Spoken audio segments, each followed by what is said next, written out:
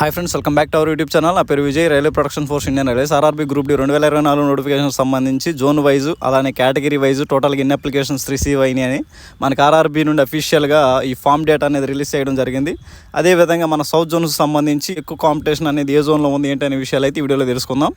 2024లో group D notification అన్ని RRBs vacancies కలిపి మనం టోటల్గా 32,438 వేకెన్సీస్తో నోటిఫికేషన్ అయితే రిలీజ్ అయింది. ఎంతమంది అప్లికేషన్ చేసుకున్నారంటే ఈ గ్రూప్ డి నోటిఫికేషన్కి 1,08,22,423 1,08,22,423 మంది మన group D notification all India లెవెల్లో అప్లికేషన్ చేయడం జరిగింది. అదేవిధంగా category wise in applications receive అయిన చెప్పి కూడా మీరు ఇక్కడ చూడవచ్చు. ఇంకా మన సౌత్ జోన్స్ సంబంధించి అయితే ఒకసారి చూద్దాం. అసలు ఎన్ని అప్లికేషన్స్ రిసీవ్ అయినాయి, ప్రజెంట్ కాంపిటీషన్ ఎంత ఉంది ఏంటనేది ఒకసారి చూద్దాం.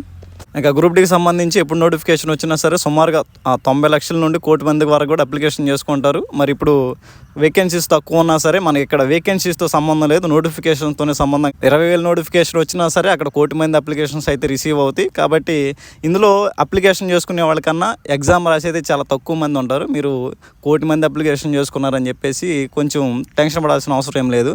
ఎగ్జామ్ అనేది 50% మంది ఎగ్జామ్ అటెండ్ కావడానికి ఇంట్రెస్ట్ సూపర్.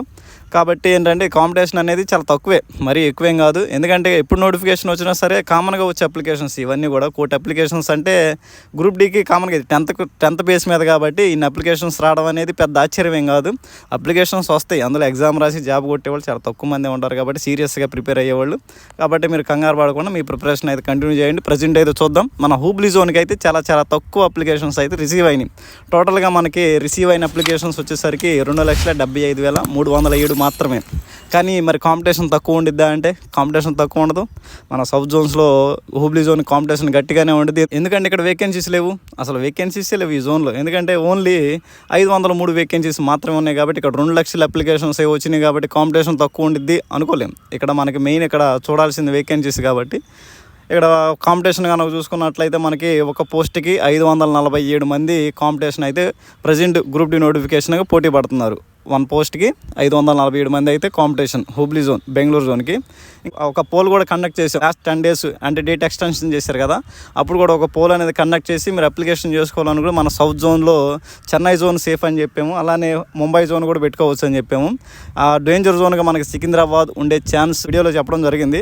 ప్రజెంట్ నోటిఫికేషన్లో మన సౌత్ జోన్స్ సంబంధించి అయితే సికింద్రాబాద్కే గట్టి పోటీ అయితే ఉంది ఈ నోటిఫికేషన్లో.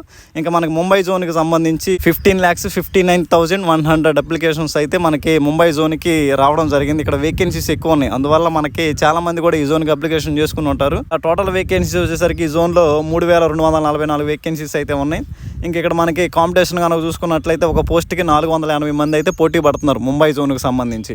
ఇంకా అదేవిధంగా మనకి సదరన్ రైల్వే చెన్నై జోన్కి సంబంధించి టోటల్గా రిసీవ్ అయిన అప్లికేషన్స్ వచ్చేసరికి 11,12,22 మంది అయితే సదరన్ రైల్వే చెన్నైకి అప్లికేషన్ చేసుకున్నారు. ఇంకా ఇక్కడ వేకెన్సీస్ కనుక చూసుకున్నట్లయితే 2,694 వేకెన్సీస్ అయితే ఉన్నాయి. పోటీ కనుక చూసుకున్నట్లయితే టోటల్గా మనకి ఒక పోస్ట్కి వచ్చేసి 413 మంది అయితే పోటీ పడుతున్నారు. అంటే మన సౌత్ జోన్స్లో దీంతో అంటే కాంపిటీషన్ అయితే చాలా తక్కువ ఉంది. అంటే తక్కువేం కాదు, మరీ తక్కువేం కాదు.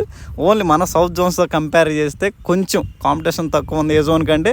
ఇక్కడ మనకి సదరన్ రైల్వే చెన్నైకి అనమాట. ఇక్కడ వేకెన్సీస్ ఎక్కువ ఉన్నాయి కాబట్టి కాంపిటీషన్ అనేది కొంచెం తక్కువగానే ఉంది మిగిలిన మన సౌత్ జోన్స్తో కంపేర్ చేస్తే. మనం అప్లికేషన్ చేసేటప్పుడు కూడా చెప్పాం మనకి చెన్నై జోన్ అనేది సేఫ్లో ఉండిద్దని. ఇంకా నెక్స్ట్ వచ్చేసరికి మన Secunderabad south central railway Secunderabad జోన్కి సంబంధించి టోటల్గా రిసీవ్ అయిన అప్లికేషన్స్ వచ్చేసరికి 9,06,697 మంది అయితే మన సౌత్ సెంట్రల్ రైల్వే సికింద్రాబాద్కి అప్లికేషన్ చేసుకున్నారు. ఓవరాల్ కాంపిటీషన్ కనుక చూసుకున్నట్లయితే ఒక పోస్ట్కి 585 మంది అయితే పోటీ పడుతున్నారు. వేకెన్సీస్ మనకి 1,642 మాత్రమే ఉన్నాయి. ఇక్కడ అప్లికేషన్స్ అనేవి తక్కువ రిసీవ్ అయినా సరే ఇక్కడ వేకెన్సీస్ తక్కువ కాబట్టి కాంపిటీషన్ అనేది హెవీగానే ఉండిద్ది.